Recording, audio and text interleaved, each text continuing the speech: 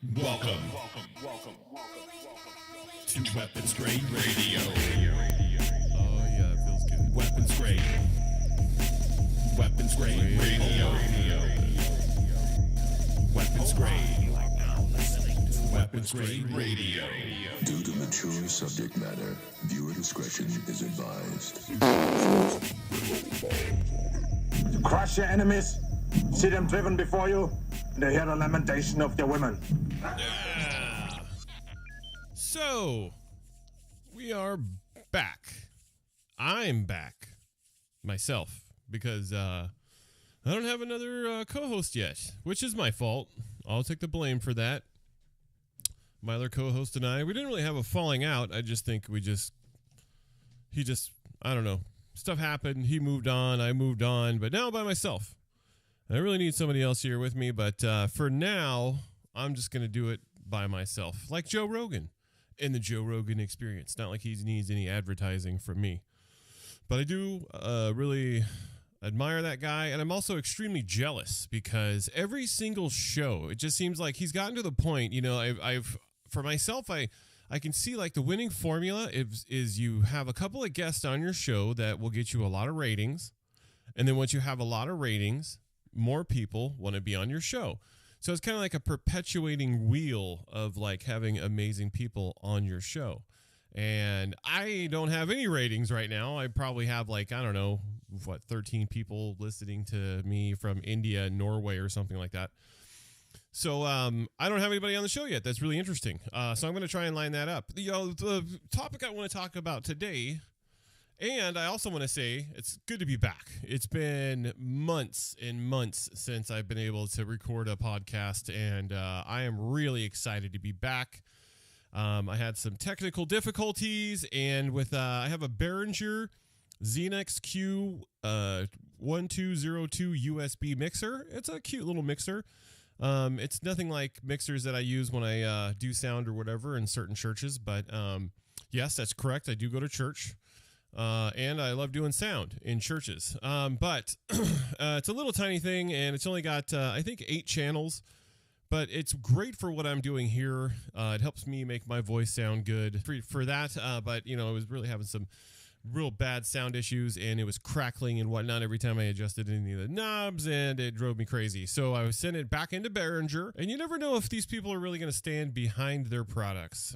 For me, whenever I was using Behringer products, when I was doing sound when I was younger in Seattle, it was always a good thing. If you use like a Behringer mixing board or Behringer cabs or Behringer PA system or whatever, you always knew that it was kind of like the tanks of sound equipment, because it was meant to go on the road, and it's going to be abused, and it's going to be in different environments and go from hot to cold because you're moving it in and out of trucks and all over the country. And especially when things are being transported to different places for shows and set up, you know, packed away again, put back in the truck, brought out, unpacked, set up. You know, there's a lot of wear and tear that happens to these to equipment like that.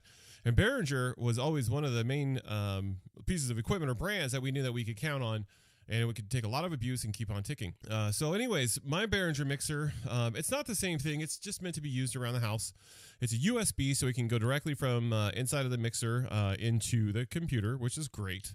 I don't have to run it through another MIDI processor, so that just takes out the middleman basically and allows me to go straight from the mixer into the laptop, which is how I record. And I was having some problems, and I contacted Behringer, and I said, hey, look at me. Look at me, motherfucker. I mean, hey, look over here. And I said, you know, the mixer's having all these problems. It sounds like crap, and I've only had it for a year. I got it for Christmas last year. It's back. It works, and I'm back, and I feel great to be back. And, you know, it's kind of funny how life and fate and all that kind of stuff work. Because, and I feel like it's a real God thing also. God thing. Because I, at the one point, was getting kind of burnt out. We were doing our show. It was going okay, but, you know, the co-host I had, I don't know, I always just kind of felt kind of uncomfortable around him. And one of the reasons I felt uncomfortable was that he was so anti anything that had to do with God or religion. And so I'll put that disclaimer out right now, is that I am not a religious person. I do not like religion myself as far as the term of religion is concerned, like the actual definition behind religion, which is, in my opinion, it's man taking a beautiful thing, which is a relationship with God. If you believe in a creator, if you believe in God, or just some kind of an amazing, massive force in the universe that none of us could possibly comprehend or explain, but that does exist. Electricity, air, molecules in your body, all this stuff. I mean, scientists, they didn't even know a couple hundred years ago, or maybe, that bacteria existed. Nobody believed it. Everybody thought that if you believed in bacteria, which makes you sick, didn't exist, basically. They were like, oh, it's witchcraft. Witchcraft, I tell you. Here, cut open his vein and bleed him out. That'll get the devils out of him, and then he'll get better. So anyways, bacteria does exist, it turns out. Electricity exists, it turns out. There's all sorts of things that surround us in this life that we can't see, that we couldn't comprehend. We didn't even know existed up until a couple hundred years ago. Some of the stuff we didn't even know existed until like 50 years ago. And it does. And I think God is one of those amazing forces. Everybody has in their head this picture of God, which is this man, old man, with a huge flowing white beard, with a big old robe, and he sits up in the clouds, and he's like, you're wrong, and you're wrong, and you're wrong, and you're going to hell. And that's not how I look at it. That's not how I relate to God. In my entire life, ever since I was a little kid, I've had things happen to me over and over and over and over again that prove to me beyond the shadow of a doubt that there is this thing that exists that takes care of me. And in my opinion, it's just like this. It's not a man. It's really interesting that in the Bible, it constantly refers to God as he. He will do this. He will do that. He will lift you up. And of course, the feminist movement comes along and says, he's not going to control me because I'm a woman and I'm not letting any man control me, which is kind of sad because it's, in my opinion, it's not a man. If you want to go even further in that direction, the women say, well, God's a woman, obviously, because, he birthed, or it, or she, the goddess, she birthed life or created this and created that. And only a woman can create things. And in my opinion, it's not either. It's not a man. It's not a woman. It's nothing that we could possibly comprehend. It's an it. It's a force. And when I was a kid, I always used to think, where does God come from? And they would tell me, God is everywhere. God is always watching. So I thought it was like, in my head when I was a child, I pictured a man, but like, I don't know how to put it, but like multiplied by 1 billion, and you can't see him. He's like invisible, and he just stands, it's like one of them standing next to each other everywhere. So he sees everything and it is everywhere. And that's how that would be possible. But I started thinking about it, and it's not, it's an energy force. It controls all life. It surrounds all life. And in my opinion, if this world was pure evil, if mankind was pure evil and a force like God did not exist, then bet your bottom dollar this planet wouldn't exist any longer either. This planet would not be here. We wouldn't be here as a species. We would have blown ourselves up a long time ago, man. And, there's actually a story that I heard. I should get some evidence to back this up, but that there was a nuclear bomb that was being transported, and they fucking dropped it. Like they were transporting it in the United States. They were flying it over the United States in a plane, and there was some kind of a mistake made. And I don't know if the plane crashed or whatever, but they dropped on accident a nuclear bomb over the United States, and it impacted the ground. And for some amazing unknown reason, it didn't go off. What is that? Why is that? Well, it was just a malfunction. We just got really lucky. We got really lucky? That's a nuclear bomb. And our own military, on accident, on transit, dropped it. And it hit the ground and nothing happened. I don't know. In my opinion, there are no accidents. There's, I don't know, you call my kids happy accidents, but they're not accidents either. They're just, we didn't plan. But it's amazing that they're here on this earth. But so for me, I've had things happen in my life recently that I just cannot deny. I had stuff happen when I was a child. I got hit by a car. I also got hit by a train, both of which are things that I brought on myself. And the Lord was there for me each time. This amazing, unseen, undeniable force that surrounded me was there for me. It saved my life. And it not only saved my life, but it made sure that everything else turned out okay in the end. When I got hit by the train, yes, I got hit by a train, and I know that Larry the Cable Guy, because he's such a fucking genius. I actually really like the guy, but he has this stand-up bit where he talks about how stupid do you have to be to get hit by a train. And trust me, I felt really, really fucking stupid when I got hit by the train. It was my fault completely. And one of the reasons I got hit by this train, and I was in a car, so I didn't just get hit by the train with my body, but it doesn't matter. You know, if you're driving in this like aluminum tinfoil can and an all steel, 50, 60,000 pound train or whatever, maybe more than that, hits your car, it just tears through it like nothing, like it's not even there. So I'm driving this car. I had music up really, really super loud. I got just enough over the train tracks before I actually looked and noticed that the train was bearing down on me. There was no train crossing guard either. I didn't see these two poles come down and some lights start flashing and then just fly through it anyways and just ignore it. I didn't know.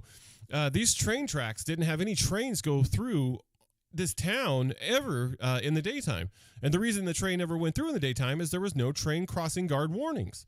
So they knew it was stupid. They knew it was too dangerous to go through that town in the daytime because who knows? Because of what happened. I got hit. So I drive the car. I come up to the train tracks. All there is a stop sign.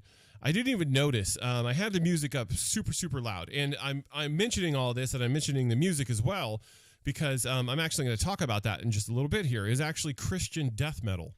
Or maybe not even death metal, but just Christian speed metal, death metal, garage metal, grunge metal, whatever you want to call it. It's Christian metal. And there's a band called Living Sacrifice, one of the greatest Christian metal bands of all time, in my opinion.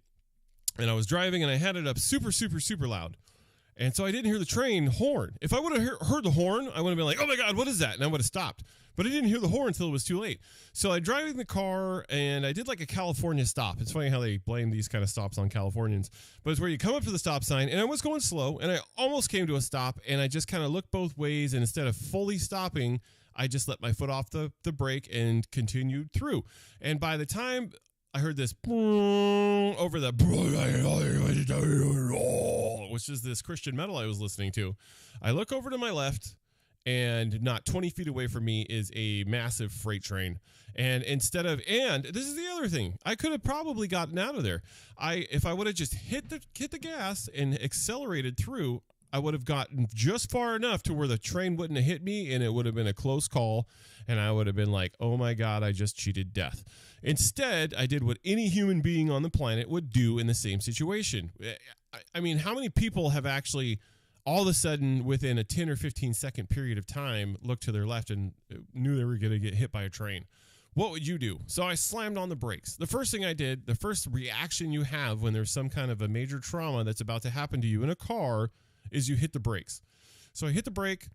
I noticed that the car was still, the front end was over the tracks. I was just about to get hit, so I hit the gas. I got just far enough to where I was just over the tracks. The back end of the car was still on the tracks, which is kind of basically the driver's side door back was on the tracks, and the train went bam and hit me in the car into a 180-degree spin. It was also very fortunate that I got just far enough that happened, because if I didn't get that far, the train would have hit me completely head on. It would have dragged me with it down the tracks. Because you can't just stop a train. Once a train hits something, you don't just stop it. It doesn't stop on a dime. It takes a good, literally 4 or 5 football fields for this massive, moving pile of weight to stop. And so it hit me just right. So it pushed me off the tracks. I went in a 180-degree spin. The car ended up facing the train on the other side of the road. And but it got me just perfectly to where it shattered my rib cage, broke my collarbone, and ruptured my spleen. And so, and the really funny part is that after the train hit me, the car shut off, but for some reason the music did not. So I have this super loud music playing, and it's it's really loud death metal. And some girl walks up to the car who saw the whole accident. She's freaking out. She's on the phone. She's like, oh my God, are you okay? And she's crying, and she's worried about me. And I was like, wait, hold on. And I had to actually turn the music down. And I was like, what? And she's like, are you okay? And I was like, yeah, no, please just get me out of this car. And she's like, don't move, the ambulance is on the way. And I was like, damn it, don't call the ambulance. Please don't call an ambulance. But she did anyways. So anyways, moral of the story. I'm not going to go into much more detail about that story. But at the point where I got hit by the train, the one thing that after I survived and I was still alive, the one thing that flew through my head was, oh my God, what now? What am I going to do now? I just got hit by a train. So this means I can't go to work now. I don't have any savings. I didn't have any health insurance at the time because the person I was working for was a small business and they didn't have any benefits. So, okay, I'm going to the hospital. An ambulance is going to take me. That's going to cost a couple $1,000s just for a ambulance a ride to the hospital, which is why I didn't want the ambulance in the first place. I thought somebody might pull up in a car and just put me in the car and just take me to the hospital. But they're like, no, we need to take you to the ambulance. Ambulance shows up. So I knew, cha-ching, cha-ching, cha-ching. They put me in the ambulance. They take me to the hospital. Cha-ching, cha-ching, ching, ching, ching, ching. So I thought, okay, here we go. I'm going to rack up $20,000, $30,000, $40,000 in debt. I don't know how I'm going to pay that. I don't know how I'm going to keep my job because obviously I won't be able to work for another who knows how long. I just got hit by a fucking train. Like I could be out of work for weeks at the least. I didn't know what was going to happen. And my apartment, if I can't go to work, how am I going to pay the bills? How am I going to pay my rent? How am I going to survive? So in a split second, at the drop of a hat, out of nowhere, middle of the day, totally sober, working, driving to a house to go change locks or something like that for somebody, I got hit by this train. My entire existence and my entire world got pushed over on its head. And I had no idea. I wasn't so much afraid of the injuries and stuff that I sustained. I was really afraid of what was going to happen after the fact and how was I going to survive. Because now my life out of control. The only thing I can say is out of control. Out of control. So 3 words. 3 words define my life at that moment. I didn't know how I was going to survive. I didn't know how I was going to eat. I didn't know how I was going to take care of myself. I was all alone at the time because my ex-wife now had just taken off and left with my children. And it was funny because a lot of people were asking me, oh, were you suicidal? Did you do it on purpose? Were you suicidal because she left with you? No, I wasn't suicidal. I wasn't trying to. And if I was going to commit suicide, I'd do something to make sure that it actually happened. There are a lot of ways to kill yourself that don't involve getting hit by a goddamn train. So anyways, and I didn't know how I was going to make it. I get wheeled into the emergency room. I'm on the gurney. I just get hit by a train. Somebody told my little brother, who's an amazing person and he's a strong Christian, that I had been hit by a train and I was going to the hospital. I guess somebody had to drive him to the hospital. He was so upset that I got hit by the train. He was so devastated and upset and worried for me that he couldn't even drive. What a guy. I love that kid so much. I love you, Andrew. And anyways, he comes into the emergency room and I'm laying there on the gurney. It's as soon as they wheel me in, somehow Andrew got there at the same time.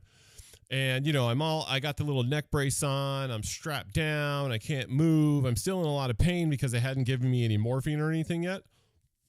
And he walks in and the doctors, I think, no, they hadn't told me what was going to happen. They told me my spleen was ruptured and that they might have to remove my spleen. And I'm laying there, and Andrew walks in, and he's like, "Oh my God, bro, what are you, dude? Come on, you got hit by a train, really?" And he lays his hands on me, and he prays for me in the emergency room when I first get pushed in. And they do their little tests and stuff, and they're like, "Well, sir, your spleen is ruptured. I think we're gonna have to remove it in the morning." The next day, they come into my room and they say, "You know what? We don't know how, but your spleen stopped bleeding, and we're not gonna have to remove it." So overnight, somehow, magically, or by the graces of God, my spleen stopped bleeding and they didn't have to remove it. What's more is that I was in the hospital for about 2 weeks. I was in the ICU for about 7 days. Then they moved me into the regular housing unit or the regular hospital area for, about 3 or 4 days.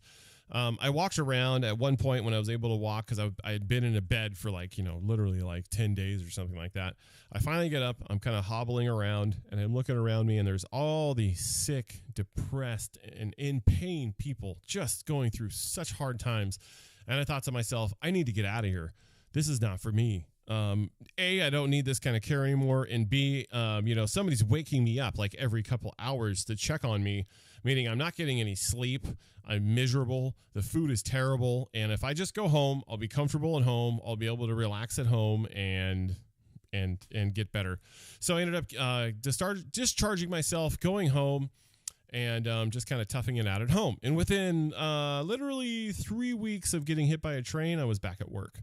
So that was amazing. The other thing is that my family all came together and people pitched in and they helped pay my rent, which is also incredible. The other thing is that this other new, big, huge, beautiful 3-bedroom, 2-story apartment opened up that only cost like $600 a month, which is unheard of. This apartment was in paradise. This apartment was beautiful.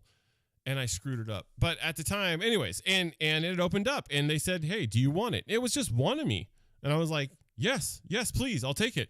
$625 for a 1,400 square foot, 3-bedroom, 2-bath, 2-story apartment is phenomenal. It's like impossible unless you're like in the middle of nowhere, like, you know, in the desert or something. I've never even heard of that before. So friends of mine actually helped me move into that apartment. People came together and helped me pay for the apartment. My boss at the time actually paid me somewhat of a paycheck, even though I couldn't make it to work, just to help me out. Everything worked out just the way it was, or perfectly. Everything worked out perfectly. And that's God. That's how he works. That's how it works. It takes care of me. It exists. There's certain things happening in my life right now that I brought on myself because about 10 years ago, I was really in bad shape. I was screwing off bad. I was hooked on drugs. I was hooked on alcohol. My whole life revolved around drugs, and it just completely destroyed my life, and I created a lot of wreckage and havoc. And some of that still, even though I'm sober today and I'm working on my life and I'm doing the right thing today, I still have to fix all that stuff from the past. And I have no idea how I'm going to be able to do that because some of the debts are just so high. Some of the situations are just so impossible to me. But guess what? Everything's working out better than I possibly could have imagined. Just like with the train. Just like when I got hit by the train. It worked out possibly better than I possibly could have imagined, which is what's happening right now. And I'm not perfect. Yes, I go to church.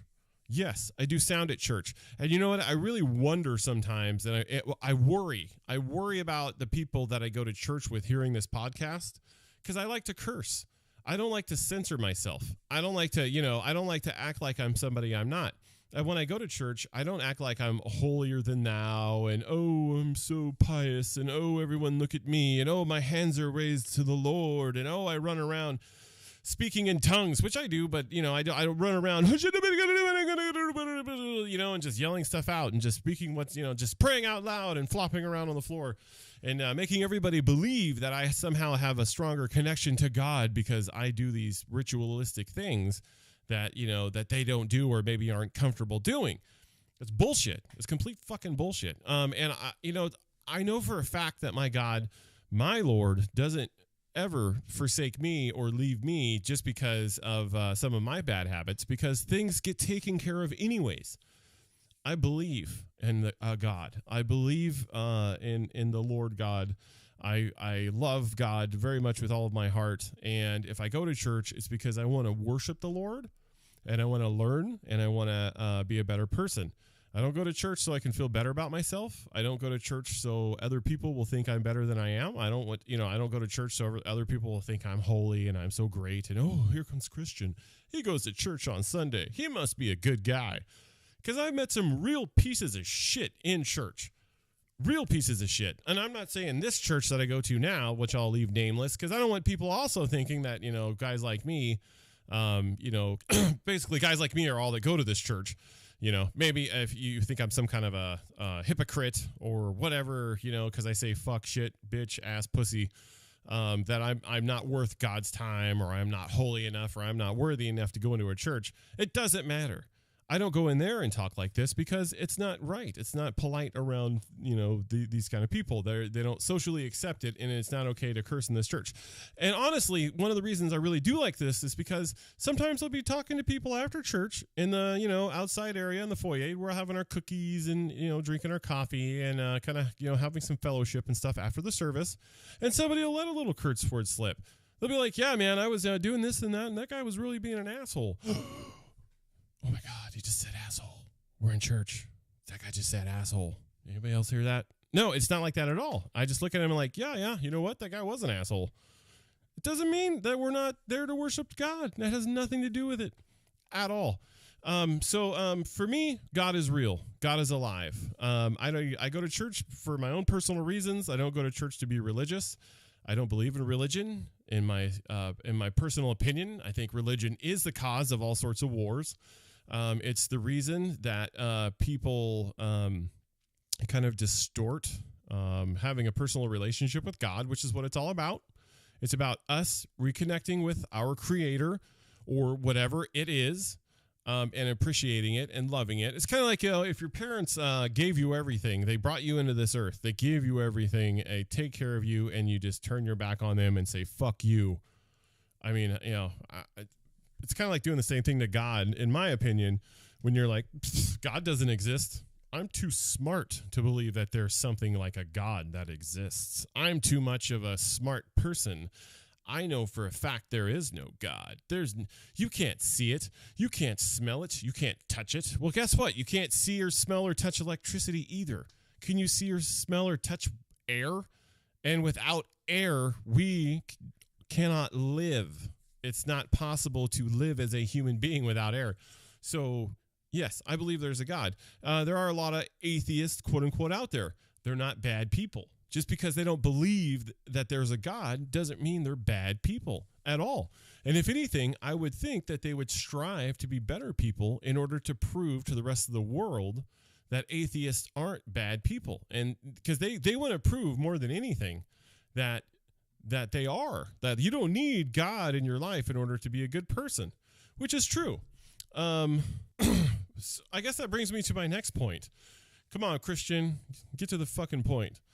And that's why I need a co-host, because they keep me focused, they keep me grounded, and without that, I got like severe ADHD and I'm all over the place. There was a lead singer. There's a band called As I Lay Dying. Now, the reason I don't have a co-host right now, see, there's ADHD just popped into everything, just worked its way in. But the reason I don't have a co-host is because he was completely anti, not just religion, but anti-God, period. And that really did bother me. It's good to have another opinion on the show. But I know that if we ever discussed the fact that I believe in God and that he does not, we would probably get into some huge argument. And he was so outspoken in his opinion. I don't shove my belief on God on anyone. If they want to know how I feel, I'll let you know. You'll know that I believe in God by watching me as a person, by getting to know me for who I am and by my example. But I'm not going to run around telling people that if they don't believe in Jesus, they're going to hell. I'm not going to do that.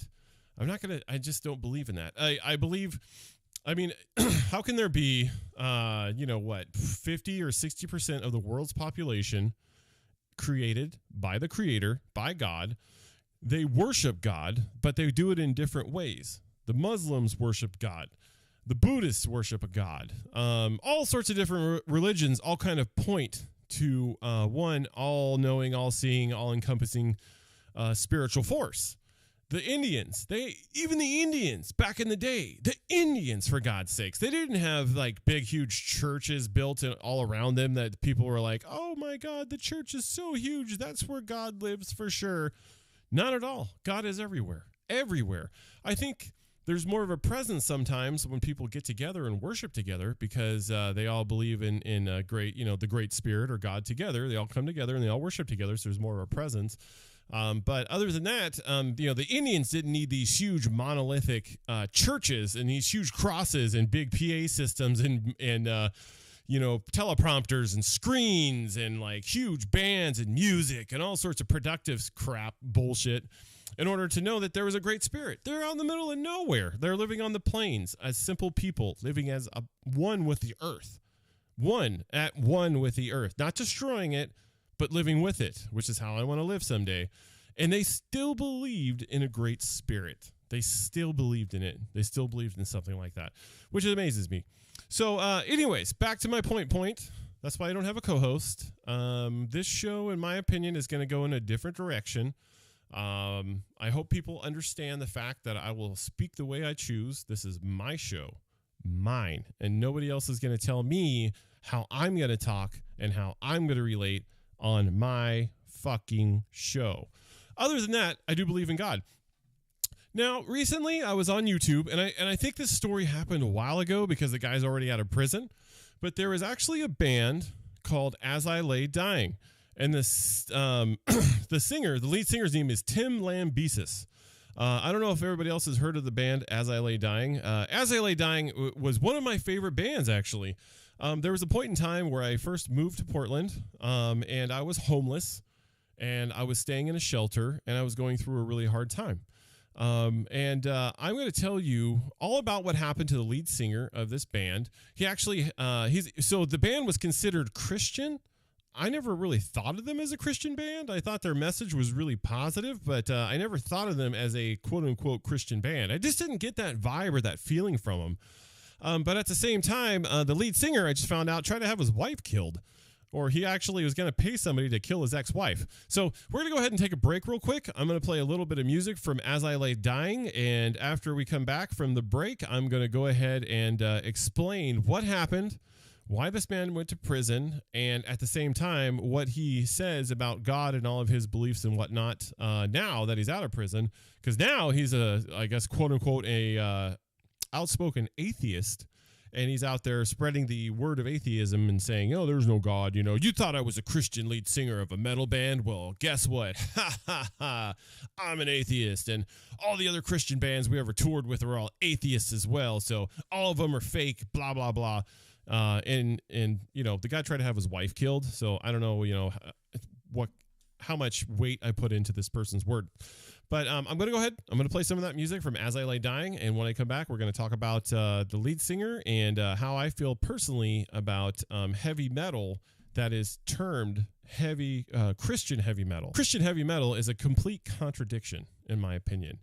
And it's not fully accepted by the Christians. It's not fully accepted by the secular world. But we'll go on to that. We'll go into that in just a second. Here's a little bit of As I Lay Dying. Sound of Truth. This is actually one of their songs. I'm going to go ahead and play some of it. And when I come back, we're going to discuss this lead singer, his newfound belief in atheism, why I think he's full of horse shit, and why I love Christian heavy metal. And I think it's a great force for God on this earth.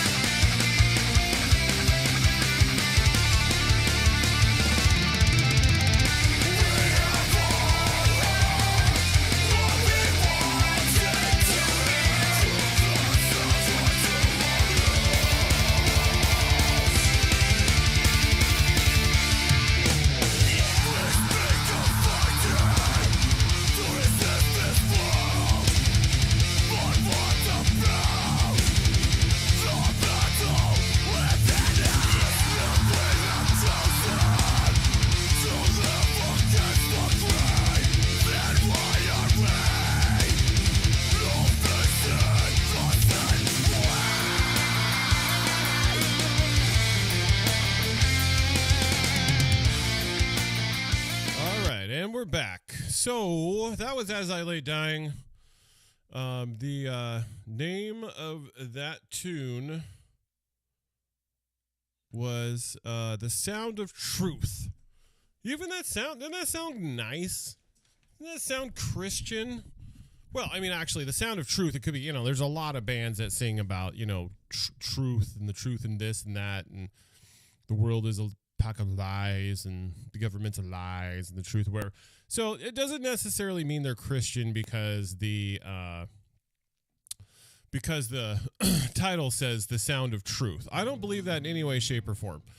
I mean, but it does really, in a big way, sound very Christian. It sounds very, very positive, like a very positive, but like a very positive message that he's trying to put out there. So, how this band related to me? When I first moved to Portland, I will admit I was running because I had just stolen some money from some people.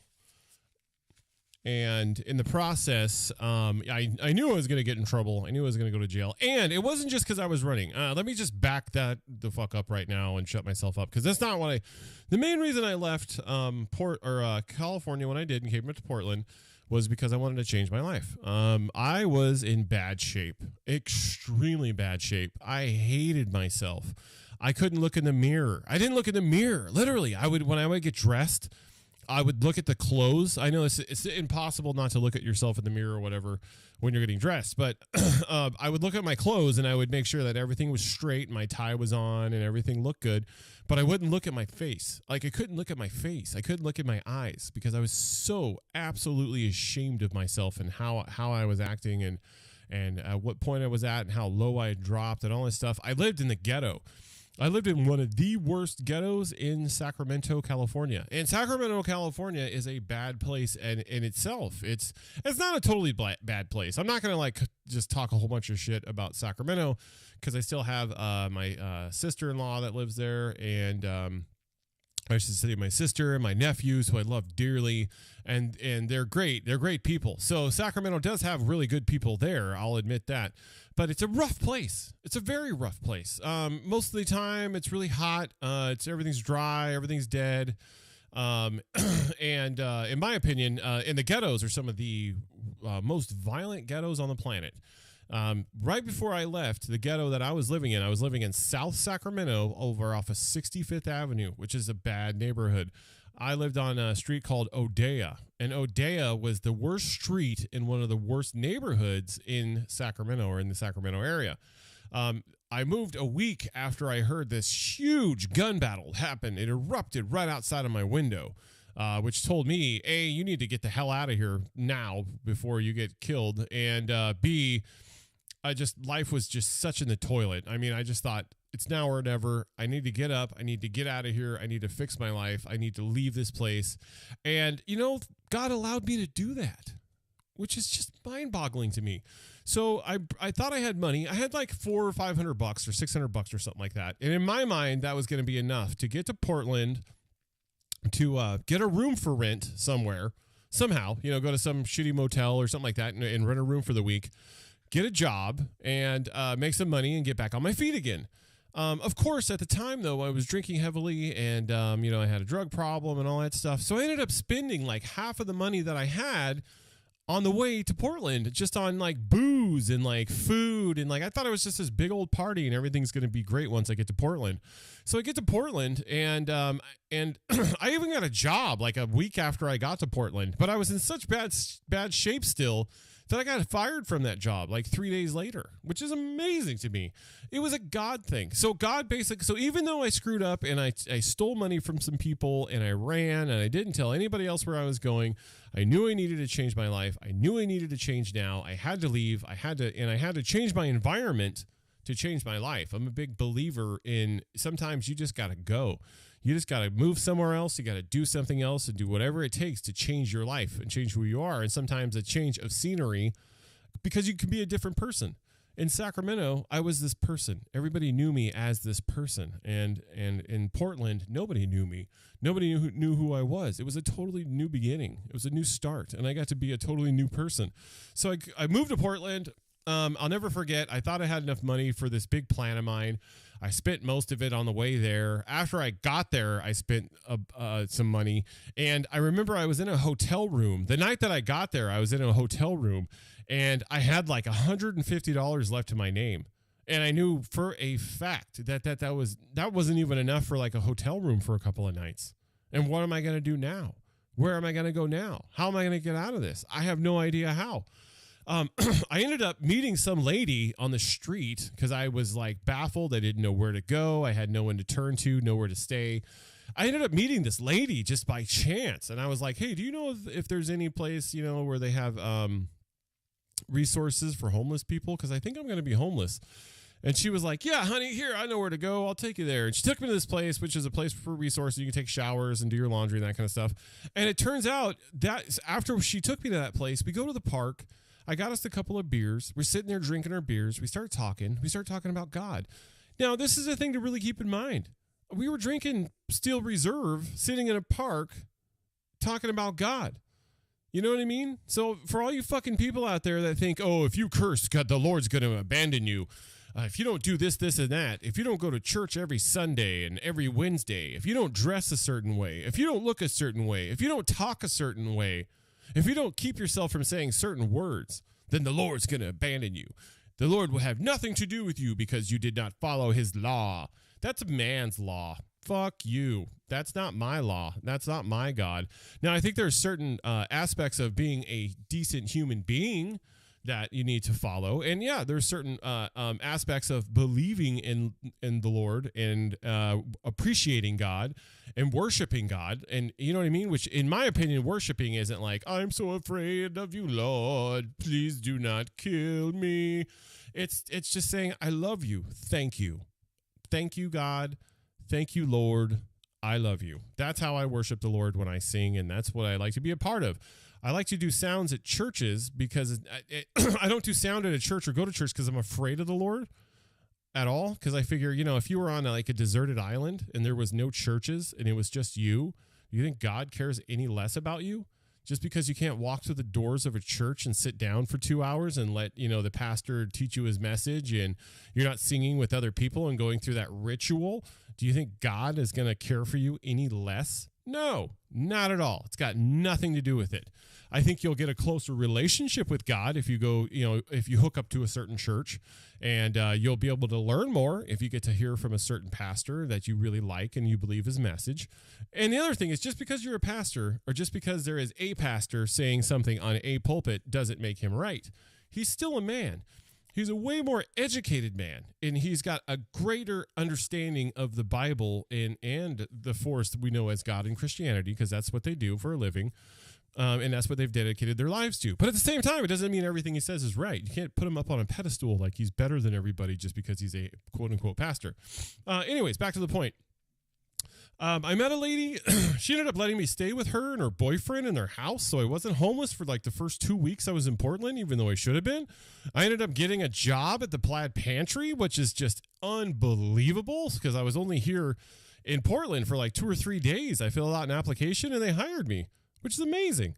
And guess what? I was still in such bad shape that I ended up losing that job within 3 days of getting it. And I ended up getting basically kicked out of this lady's apartment because they had a bike. I took the bike downtown. I went to this bar. I got super hammered. I went back home and I left the bike in front of the bar and it ended up getting stolen. And they thought these people were ex-tweakers. And so they thought that they thought I took their bike and I sold it for drugs or something. And I didn't tell them the truth, which is I just forgot because I was so ashamed. I felt so bad. I didn't just say, hey, look, this is what happened. I just forgot. I went and took the bus home and I forgot to bring the bike with me and somebody stole it, which is absolutely what happened. So the lady said, look, hon, like we really like having you here, but, we can barely do for ourselves. We can't do for you too. So you're going to have to move on. So at that point, that's when I actually went and slept on the street underneath the Hawthorne Bridge of all places. But God took care of me there as well. Just because I was homeless, I'll never forget that day. It actually ended up being like one of the best days of my life for different reasons. And night fell.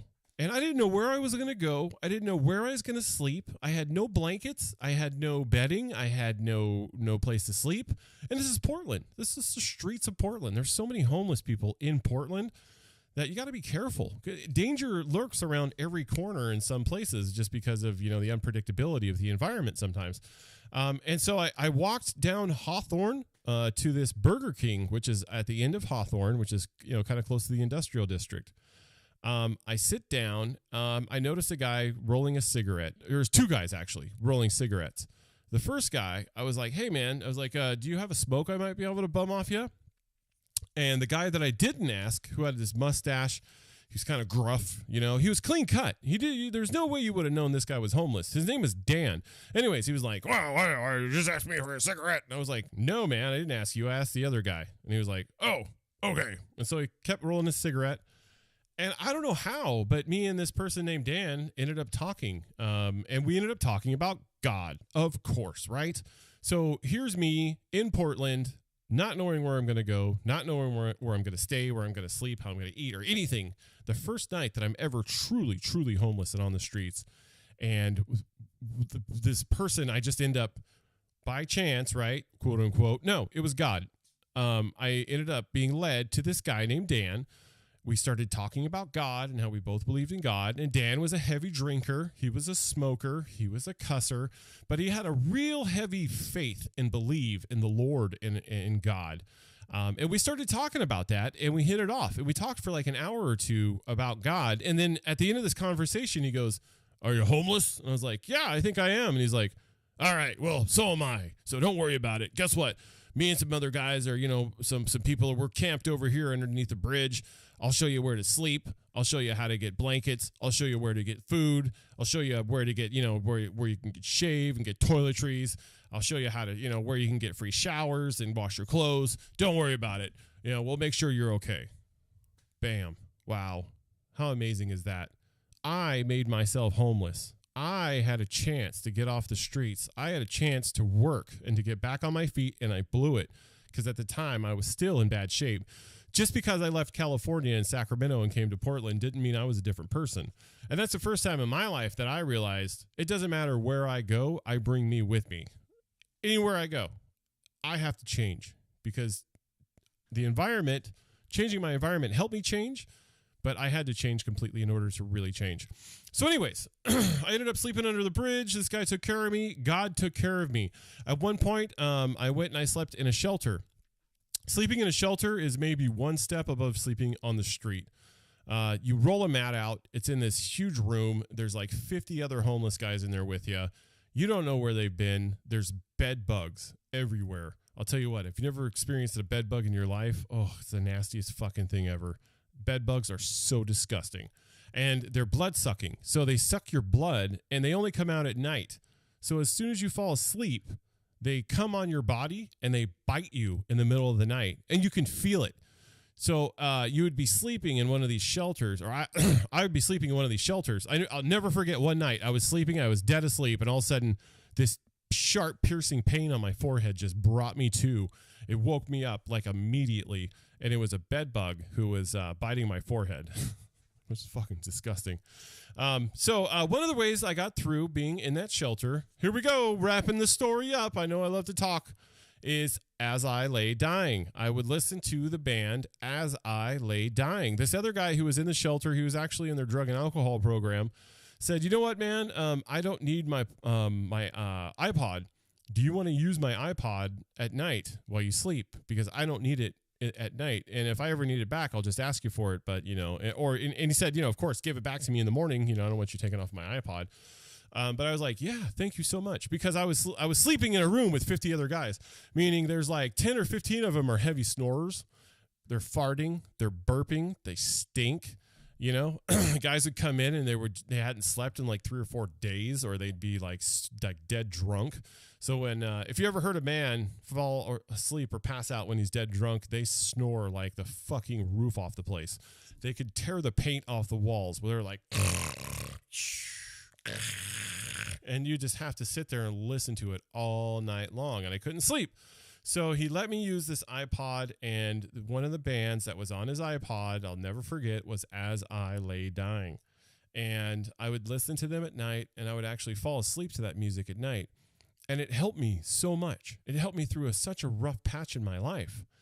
I didn't know they were Christian, or I'm sorry, I guess they're not Christian, but I didn't know. I had no idea. Like I said, the music sounds really positive, but I just didn't get the vibe. I had people tell me they were Christian.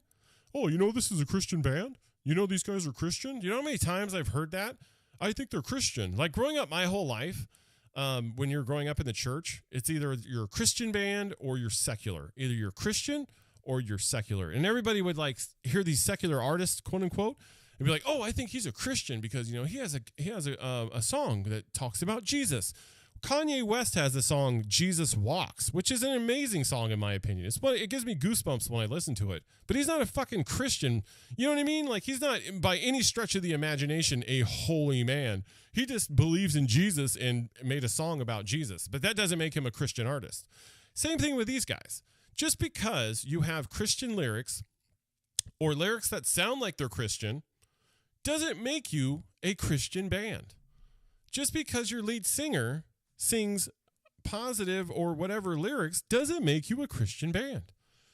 So as I lay dying, people told me they were Christian. I did not think they were, but I guess I'm like, oh, okay, well, you know, they tell me they're Christian, but I just didn't get that vibe. I've been listening to Christian heavy metal since I was 13 years old. Christian heavy metal was a big part of my childhood. Christian heavy metal was like one of the first edgy pieces of music that I was allowed to listen to because I wasn't allowed to listen to secular music, quote unquote, or the radio or any worldly music as a child. When I was an early teenager, when I was older, when I was like 16, 17, 18 years old, I finally started listening to like Led Zeppelin and Jimi Hendrix and The Doors. And I think a lot of us in our youth are turned on to groups like that at that age and we start to connect with them. But that was the first time I ever listened to quote unquote secular music. Before that, though, I had to listen to all this Christian music, and a lot of Christian music out there. I cannot stand it. It's like the most, and I'm not saying they're bad people. I'm not saying the message is bad. I'm just saying I don't care for that style of music. I really, really don't like a lot of the, I call it white contemporary Christian music because it's just too poppy for me. It's like, it's too soft. It's like, I don't know how to explain it, you know, but it's like, Jesus, Jesus, I love you so much. And I hope that people don't listen to this music or this podcast, especially people that I go to church with, because they'll probably kick me out for sure for the fact that I say fucking shit and pussy on the air because it's my show. And I don't like contemporary Christian music. It's really hard for me to sit through worship services sometimes because I just don't dig or connect with that kind of music. I'll play you a little bit of an example, and I'm going to hurry up with this because I know this show is going pretty long, which is great because it's just me. But this is an example of what I'm talking about as far as secular music, or I'm sorry, the Christian music is concerned that's normally played and that's widely accepted throughout many different churches.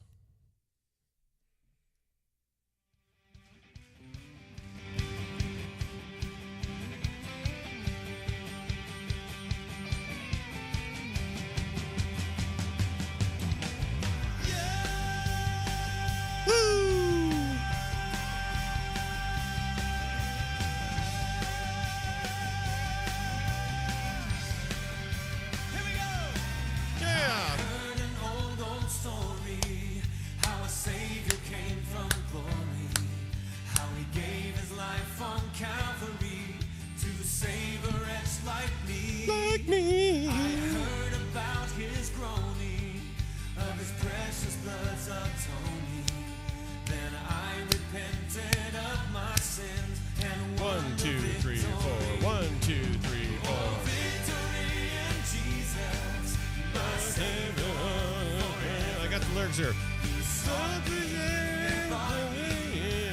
His redeeming blood, he moved the air, I knew him, and all my love is due him. Anyways,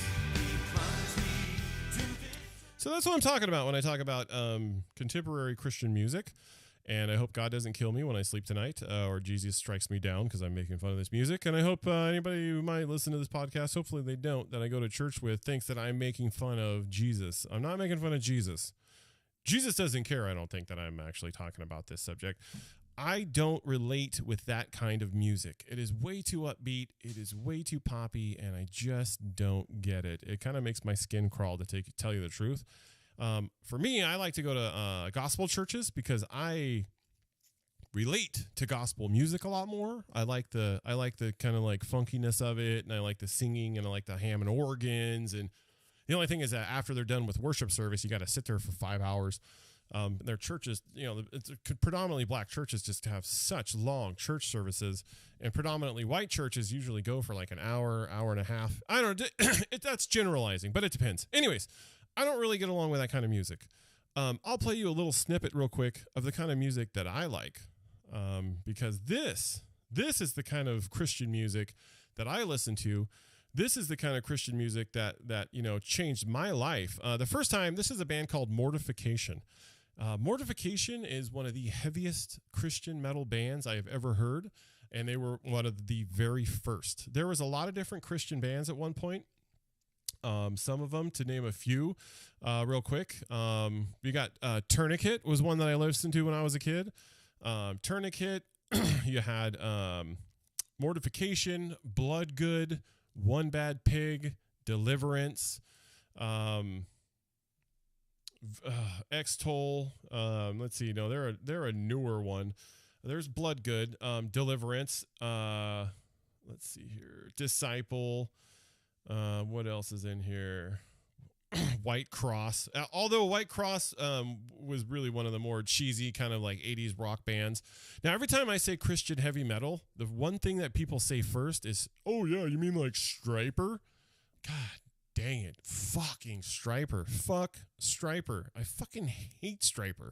That is a great example of like a band that people say is Christian music or a Christian band, and they weren't.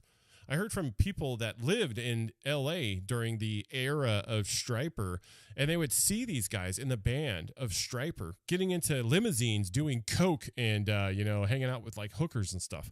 So just because their lyrics are Christian and they are labeled a Christian band doesn't mean they're a Christian band. So everybody really needs to just stop being so damned naive. Sacred Warrior, I guess, is another name of one of them. Messiah Prophet.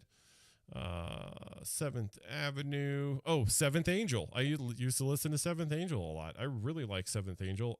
I really liked Deliverance a lot, and I really like Mortification. Now I'm going to go ahead and play a little bit of a snippet from Mortification because they're one of my favorite metal bands of all time, and their lead singer and the rest of them actually live the lifestyle that they talk about.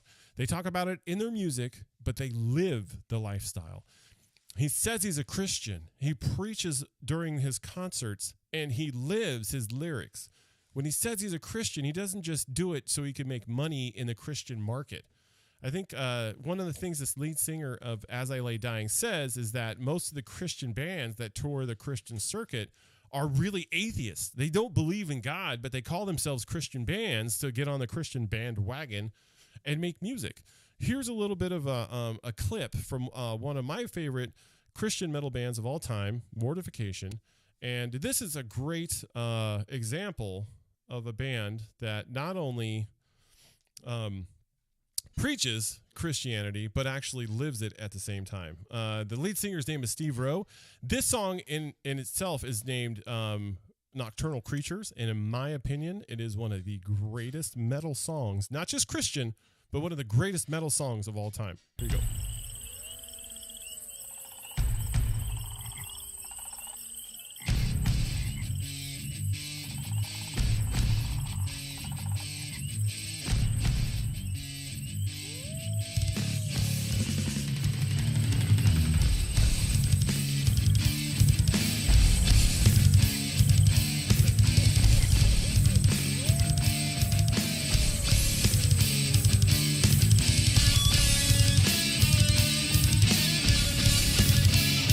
Crank this one up. Woo. This is my kind of worship.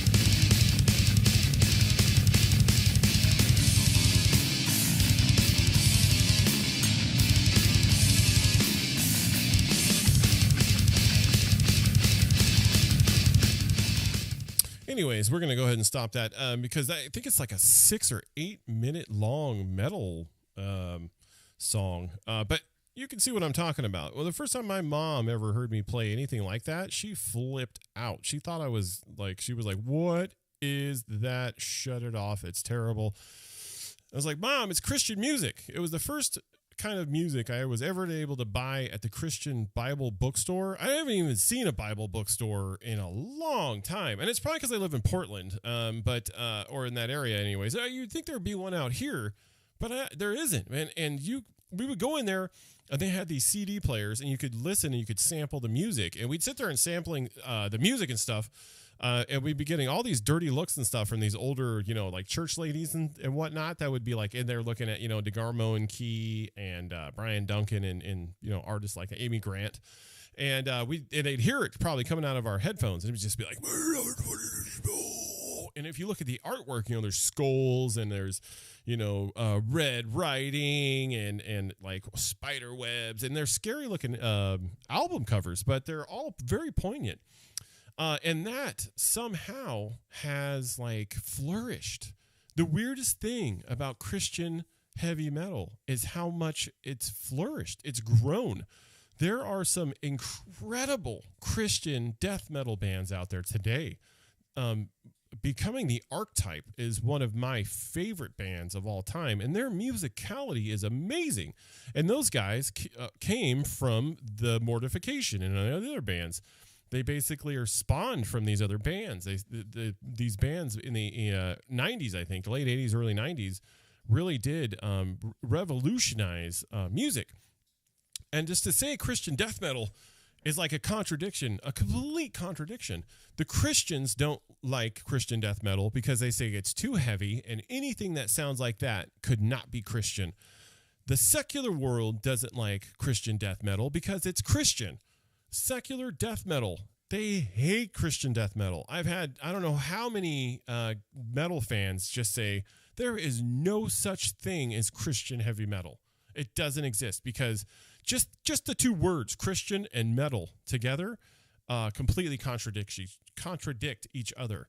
So it's amazing to me that not only does it still exist, but it has flourished and it has exploded into like all these different Christian. And if anything, I think there's more Christian heavy metal or death metal bands than there are secular, to tell you the truth these days, which is great. I am going to start this show off this year. I'm going to change the way I do things. And and I hope everybody doesn't hold it against me, but even though I curse and I have some secular views on the world and all that kind of stuff, I want to start dedicating this show, Weapons Grade Radio, to playing Christian heavy metal. I want to interview Christian heavy metal artists. I want to find the Christian heavy metal artists out there that aren't bullshitting. I want to find the ones that out there that mean what they say, that sing what they say, and when they say that they're Christians, they mean it. Not like this as I lay dying dick, whatever his name is, Adam blah blah blah trombone head or whatever. Not like guys like that who ride the tails, the Christian coattails, the Christian music coattails just to make money, and really in their hearts they just don't give a shit. And end up going to prison for 6 years for trying to kill their wife. The thing that I really don't appreciate about this guy the most is how he's trying now to say that no, God doesn't exist and there's no God, and most of the people that are in Christian music are all atheists and they're all hypocrites and they're all liars and they're all this and that. In my opinion, what happened with him is he got himself in trouble. God didn't bail him out. This is a guy who asked somebody to kill his wife. Went to somebody and was dumb enough. Come on. I'm not a part of the mob. I don't hang out with killers. I don't know contract killers. I don't know people who are assassins. I'm not the CIA. I don't run in like black, dark, special ops circles. I don't know professional killers. And unless you're a part of the serious criminal underground, or you are really high up and you're a really high ranking member of the army or special forces, you don't know killers. So you're not going to be able to find somebody that's going to be able to kill someone for you and not get you in trouble in the first place, have the body found somehow, not have this person disappear properly, Or most of the time, from what this news report says, 90% of the people who try to have their spouses or whoever killed or try to pay somebody to kill their spouses are actually asking an undercover cop to do it. So if you're going to go out there and ask somebody to kill your significant other, and trust you me, there are many times when I wanted to like try to, this guy wanted to kill his ex-wife. Man, that story's been played out, a million different times in the last, decade with men all over this planet. We all, a lot of us have ex-wives. A lot of our ex-wives did what they could to destroy our lives. And all we wanted to do was go and see if we could have somebody kill them. So trust me, I understand where he's coming from. I'm not saying it's right, but I get it. But he went and he asked somebody to kill his wife, and it was an undercover cop, and he got in trouble. So I think that he did that. He was an idiot. He's an idiot to begin with. He went to prison, and he said, God, why have you forsaken me? I am now in prison. I was on stage, and I was singing in front of thousands of people, making so much money. We sold over 1 million copies of our albums for you, Lord, for you, and now you let me go to prison anyways. Because life has consequences. Your decisions have consequences. Whether you have God in your life or not, life has consequences. Whether you have God in your life or not, bad things are going to happen. That's the world we live in. It's just a part of reality. I choose to have God with me while these things happen. I don't blame God when they happen, especially stupid shit that I bring on myself, which I do on a regular basis, which is, what I was just talking about with my past when I first moved here. So I'm going to hurry up. I'm going to try and wrap this up. But this is an interview real quick with the lead singer of As I Lay Dying. Or not an interview, I'm sorry. This is the story that I saw on YouTube about him trying to kill his wife. Murder plots birthed in rainy back alleys and solidified by an exchange of cash between a hitman and the person who knows the victim best. This is the stuff of Hollywood thrillers, maybe, not reality, right? Well, not necessarily. As ABC's Cecilia Vega discovers, murders for hire really do happen quite a bit. And a famous rock star is now at the center of the latest near-deadly deal on tonight's Crime and Punishment. They are a Grammy-nominated, chart-topping rock band that has sold more than 1 million albums. As I Lay Dying is known for the headbanging, the screaming, and the lyrics. This is heavy metal with a Christian twist. Frontman Tim Lambesis bangs out lyrics like, I must be reborn.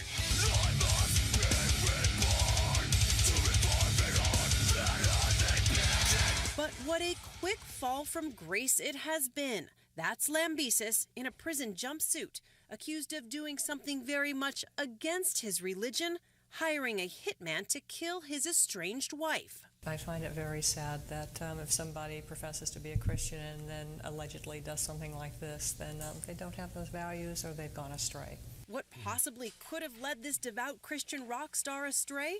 His lawyer says it was roid rage. His thought processes were dramatically impacted by the steroid use. Videos online show Lambesis' startling physical transformation. Here he is thin in 2008, showing his love of tattoos on LA Ink. And here he is buffed 5 years later. In just a few years, he put on 50 pounds. So this exercise is voted most likely to make you crap your pants? His lawyers say the steroids made Lambesis mentally unstable. They say he lost God, and that's why last month he asked a man at his gym if he knew anyone who could pull off a murder for hire. When specifically asked, do you want her dead, he said, yes, that's exactly what I want. But Lambesis is just one in a long line of people accused of hiring killers. In 2009, Dalia DiPolito thought she was paying a gunman to kill her husband. Instead, the man she hired was actually an undercover cop. The entire crime was caught on tape. I'm positive, like 5,000% Charlotte. DiPolito had no idea police were involved and recording her every word. Former FBI agent Brad Garrett says that amateurs don't know what they're getting into. People believe in their sort of naive state that they can step to somebody else, have them commit the murder. And what happens in a vast majority of the time, the person they step to goes to law enforcement. In this case, police faked it by saying her husband had been shot dead. Okay, I'm sorry to tell you, man, he's been killed. He's been killed, man. Sounds like a puppy. That's great. confronted her with the videotape. Listen to me. I didn't do anything. Oh, I'm gonna cry. You let me And go. the bad news, she was going to jail. DiPolito is still under house arrest and last month filed an appeal to throw out her 20-year sentence. Well, we don't care about In her. 2010, 3 separate gunmen tried to kill socialite Yvonne Stern. All right, well, that's enough the of that. third time, the So- gunmen... Anyways, so yeah, and then I'll tell you right now, there's a podcast. It's not a podcast. It's a YouTube video channel thing or whatever. And I think the guy actually has his own show now. It's called The Young Turk. They did a little snippet themselves about what just happened. Oh, there it is. Basically, I think The Young Turk's an atheist. I think the people he had on the show with him that day are atheists. And this is what they had to say about it. Christian metal star Tim Lambesis was recently convicted for hiring a hitman to kill his wife. He's in a Christian band, not very Christian thing to do, but don't worry, there's no contradiction there because he says, actually, I'm not a Christian at all. I'm an atheist playing in a Christian band, you see? Uh-oh. So, and he says, though, he's not the only one. What's really interesting about this particular case is that he says there are a ton of Christian bands with non-Christian members. When he was touring with his band called As I Lay Dying, he said the following: "We toured with more Christian bands who actually aren't Christians bands that are. In 12 years of touring with As I Lay Dying, I would say maybe 1 in 10 Christian bands we toured with were actually Christian bands." That's 9 out of 10, he says. Yeah, so I like this story for a couple reasons. One, look, if you're a real Christian out there, man, they think you're such a sucker. All the people, whether it's the politicians that are cheating on their wives. I remember Scott DeJarlais in Tennessee had at least 3 abortions combined with his wife and mistress that we know of. And he said, yeah, but we were in a tight spot, so obviously we had to do the abortion, right? He runs this pro-life. Maybe somebody could have aborted you. All those politicians. Karl Rove made fun of Christian right people when he thought Vance McAllister, the kissing bandit, the congressman who was caught making out with one of his staffers when he ran on family values. I can go on all day long, right? These Christian bands, apparently 9 out of 10 of them aren't Christian at all. They're atheists, and they're like, suckers, give me your money. Oh, yeah, Jesus rocks. Sure he does. Give me your money. They're playing you for a fool, and I guess that they think, well, if you'll believe what's in the Bible, you'll believe that this guy is a Christian, right? Believe what's in the Bible. Of course, they're already bought into that bullshit. Their bullshit detector is broken. This is the perfect. My bullshit detector's broken, right, asshole? Christian news. We could fucking make $1 million. Well, that's the 700 Club. Pat Robertson has made gazillions of dollars from the 700 Club. He heals people over the TV. I mean, he's been doing this for decades. He'd be like, oh, I feel an ankle broken in Tennessee. It's now no longer broken. Look, they're the easiest marks in the country, right? So you tell me he didn't fix my twitch? Because I used to have a twitch, and I just had to put my hand up to the thing, and he said heal, and I was healed. You telling me that didn't happen? All right, first of all, are you telling me that I'm an easy mark? You telling me that? Is that what they're saying to me because I believe in God? Because I'm a Christian? You're telling me that I'm an easy mark? Fuck you. How about that? Their version of a Christian or their idea of a Christian is based in myth as well. It's a fantasy, what they're thinking a Christian is. Now, there are like people who are like the far, far, far Christian right that are like just diehard. Everything that comes out of the Bible is the truth verbatim. They probably kill their firstborn child if they thought God asked them to and all that other kind of shit. Maybe that's who they're talking about. Maybe they're talking about those kind of people. But they're not talking about me. And I really don't like this guy. I don't like how he brings up the fact that he thinks Christians are the easiest marks on the planet. Try coming at me with some bullshit. Try trying to get money out of me because you say you're a Christian. And you're going to get a totally different thing coming right back at you. Let's see what this atheist idiot has to say, though. Yeah, I'm not sure that was Pat. Does it work if you're watching the show like on a DVR? I also got to say, though, I do think in a lot of ways the 700 Club is kind of ridiculous. And it's kind of funny how Pat Robertson will get on TV. They'll be doing the news, and then Pat Robertson, and it's his TV show. It's his network, so he has the total right to do it. Hey, if you're paying for it, and Pat Robertson built this $1 billion network of this Christian network out of nothing. He built it out of nothing. He had some radio station, I think. It was in the middle of nowhere, like an AM radio station that hardly anybody heard. And from that, he built up an international $1 billion conglomerate And it actually helps people all over the world. That's the other thing about the 700 Club. I don't agree with everything that they do. I don't agree with the fact that Pat Robertson sits there in front of the camera and says, I feel someone out there in Kansas. You have a bad bum knee. I'm praying for you right now, and I'm going to make sure your knee is healed. Amen. You know, I don't believe in that shit myself. I don't. I'm sorry, but I'm just going to pull back. And maybe there is somebody out in Kansas that has their knee healed because Pat Robertson's praying for it. And it's stuff that's far beyond our comprehension, and it works. And you know what? Shit just, and it's true. But I don't believe in that myself. The other thing, though, is that Pat Robertson, they'll be like, you know, they'll do the news. And this lady's like, today in Syria, blah, blah, blah, was killed by a car bomb. 14 other people were injured in the blast. And then Pat Robertson will, like, interject.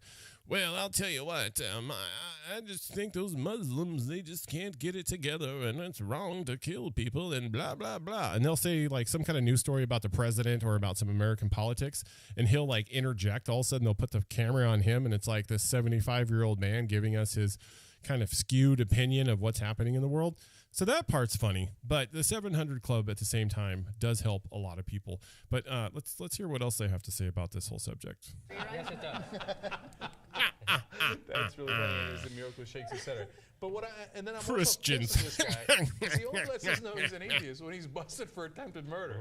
And then what are Christians going to say? See, atheist. Yeah, atheist. That's what happens. Sorry, I was talking over that. So basically what they're saying is that the fact that he confessed himself as an atheist means that's why he's a bad person. And all the Christians now are saying, see, the reason that he tried to have his wife killed is because he's an atheist. Because, you know, apparently if you're an atheist, you're a satanic, you're a bad person, and you want to have people murdered, which isn't the case at all at the same time. He actually goes further because he says, well, once I stopped being a Christian, I thought, well, what's the point of not cheating on my wife? Because there's no more morals. You idiot. That's not the point of morals. But that's the thing. He actually was a Christian for a short period of time. This guy talks like he's been brainwashed. What do you mean? He talks like he was a former really devout guy who believed something. You think? Yeah. He's got a lot of nonsense stuff in there. But he said, look, when he was going through this thing, right, like in the beginning, right, he said they gave me like 3 verses from the Bible and 3 paragraphs to make fun of atheists, what atheists believe. He's like, after reading... There aren't any verses in the Bible that make fun of what atheists believe. It was probably verses in the Bible that said, this is why we don't think atheism is correct. But there are no verses in the Bible that, quote unquote, make fun of atheists. Dumbass. Those 3 paragraphs, I became an atheist. He's like, if this is the worst case scenario, that's still 1,000 times more logical than what's in the Bible, so I'm going to go to that side. But the thing is, he'd already been brainwashed, as Ben talked about, that you're supposed to fear God and you're supposed to fear right, hell, because if you're a Christian, you're obviously brainwashed. If you believe in God, you're obviously brainwashed. Do I sound like a motherfucking brainwashed person to you? So once he realized that wasn't the case, and they took that away, he's like, oh, if I don't have to fear hell, I'll do whatever the hell I want. Which is not what atheists think. No. That's just what, like... But that's you know what what people I'm saying? think atheists think, right? Convicted of murder. Right, that's what I'm saying. That's what's unfortunate. Right, he thinks what he was taught to believe. He still believes about atheists what he was told when he was a devout Christian. That's like right. the first time I cheated on my wife, my interpretation of morality was now convenient for me. I felt less guilty if I decided, well, marriage isn't a real thing because Christianity isn't real, God isn't real. Yeah, he's got a point. A piece of paper with the government. Like everything he's thinking, it's still backwards. Yes, and it confirms to me that the people who are the most devout religious people are so because they have it. The fear center in their brain is excited more easily than us, and that was so. What he's saying is, I was a Christian because I was afraid of God. That's right. And as soon as he was only afraid because he wanted to save himself. So it's a selfish pursuit. It's not an unselfish love of God or your fellow man.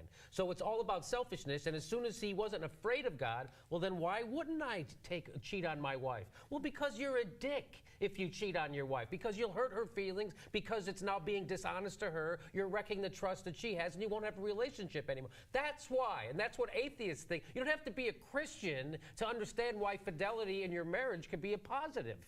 So atheists, you know, I mean, it's kind of a funny thing to say, but almost by definition, and obviously not the case because this guy calls himself an atheist, but are more moral than devoutly religious people of any religion, because they don't do it because they're afraid they're going to burn in hell. They're decent human beings because they're genuinely decent human beings. They think, I shouldn't hurt that person. Okay, I'm going to stop that right there. Yeah, no, I don't I don't agree with that statement at all. I don't think atheists are generally more moral than other people who are devout Christians or devout Muslims or devout Buddhists. What he's trying to say is that you don't believe in anything, yet you're still moral because even though you're an atheist, you don't believe in a God, you still believe in being good to your fellow man. I agree with that 100%. I actually knew a guy who was an atheist, and he made a really good point. He said, I am nice. I am moral. I don't kill people. I don't do this or that. Not because I'm afraid of a God that's gonna crash down on me with a bolt of lightning if I do, but just because it's the right thing as a good human being to do.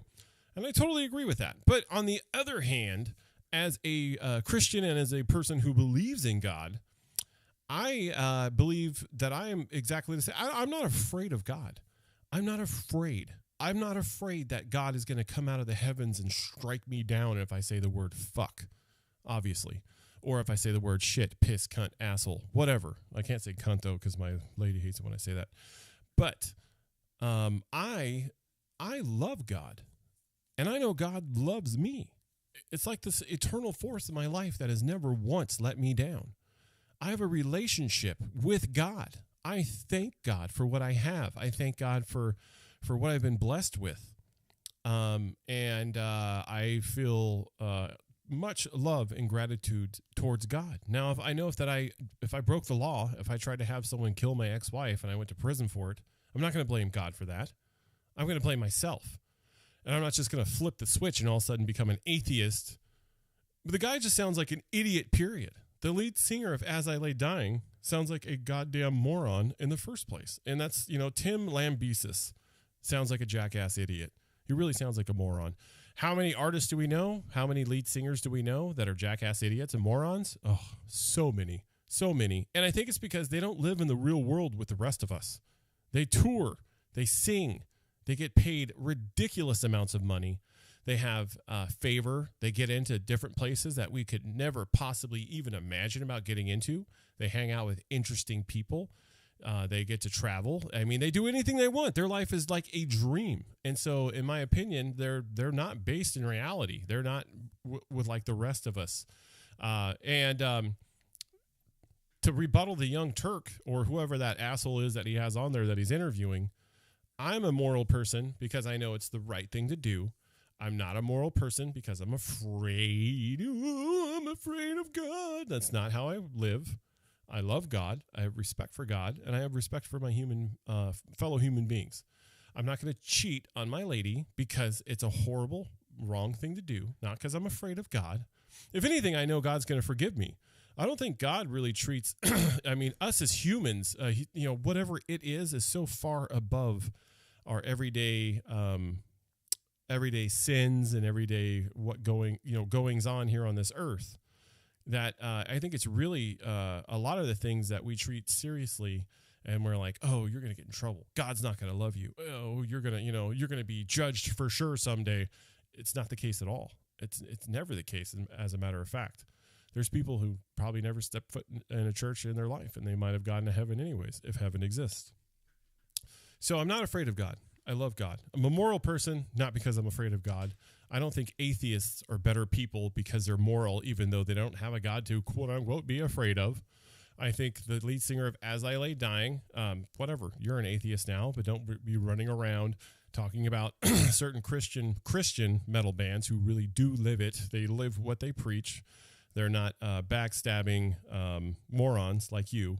But at the same time, I think the lead singer of As I Lay Dying has a great point. He said a lot of the members of some of these bands are not Christians. And that is absolutely the truth. I think some of these guys are members of these bands. They go under the Christian banner because maybe it's easier to break into the Christian scene in order to, try to make a living doing it. But they're not Christians. They tour under the Christian banner, but they're not. I totally get that.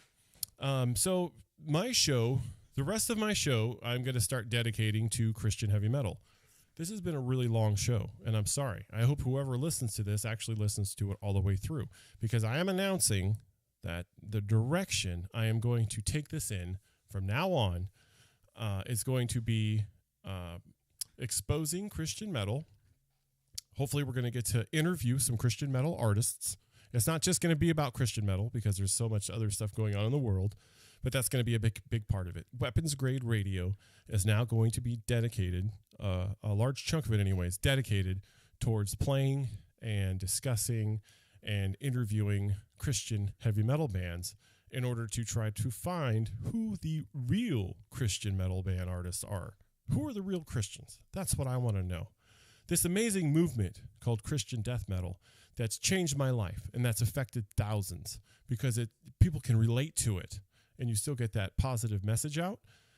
I want to find out who is truly living what they're saying, who's really, really walking the walk. One of those bands I think is called Becoming the Archetype. And then my other favorite band of all time, Living Sacrifice. I know for a fact at one point I sent them a message. They sent me a message back. And in that message, they said, hey, if we wanted to go into the secular world, if we wanted to play secular music and not be under the Christian banner any longer, we'd make a lot more money doing it. The reason that we don't do it and we stay in the Christian area is because that's what we believe and that's what we live. So I don't appreciate what this young Turk guy is saying. I really don't appreciate what his smart ass, smarter than everybody on the planet. Of course, they're so intellectual. They know everything because they're not Christian. They're atheists, so everything, anything that comes out of their mouth is like scientific and smug as shit. Smugger doesn't mean smarter. I disagree with what they're saying completely. I think the lead singer of As I Lay Dying exposed himself for who he really is. I'm glad that he did that because he's not anymore. He's not misleading people any longer. He got put in his place, and that eventually is what happens to people who fly under the banner of believing in God, being a Christian, and not living what they're saying. Eventually, it comes out. The truth always comes to light. Always. That's why Stryper doesn't exist anymore. Stryper would probably exist to this day if they really lived what they were singing about back in the 80s. Living Sacrifice has been touring now for almost 2 decades because they live what they preach, and they're one of my favorite bands of all time. So I'm going to go ahead and close. I know it's been a super, super long show. I'm going a little hoarse. I can barely talk. I hope everybody out there enjoyed. I hope you guys listened to the show. I hope you're happy that I'm back. I know that I am. And I'm going to try and put out a new show at least once a week. I'm also going to be putting the show out now on YouTube. I was on SoundCloud for a long time, but they kept charging me for things that I was trying to cancel, and they actually made my account go over or get overdrawn. I don't know how many times because they kept automatically withdrawing money out of my account, even though I tried to cancel the subscription 3 times. And I don't feel like it reaches enough people. I don't think anybody really, I think it's kind of like comparing MySpace to Facebook.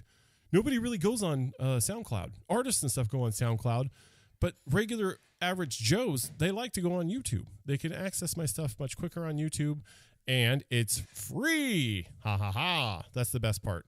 So I'll be going on YouTube from now on. I'm going to be publishing the show on YouTube, and I hope I get more people to listen because that's the case. Thank you so much for listening in to another episode of Weapons Grade Radio, and we're going to go ahead and close with some of my music from one of my favorite bands, Living Sacrifice. Wow. Since 1989, Living Sacrifice has been playing and touring since 1989. That's amazing. And, I hope I can get some of these bands to come on the show.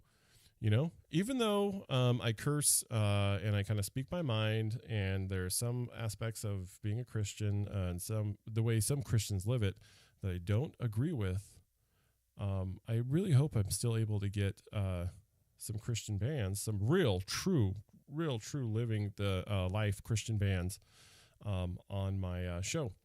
Matter of fact, Conceived in Fire, I believe, is an album that I believe was playing when I got hit by the train, which is amazing. So anyways, I'm going to go ahead and play Living Sacrifice. Thank you so much for listening.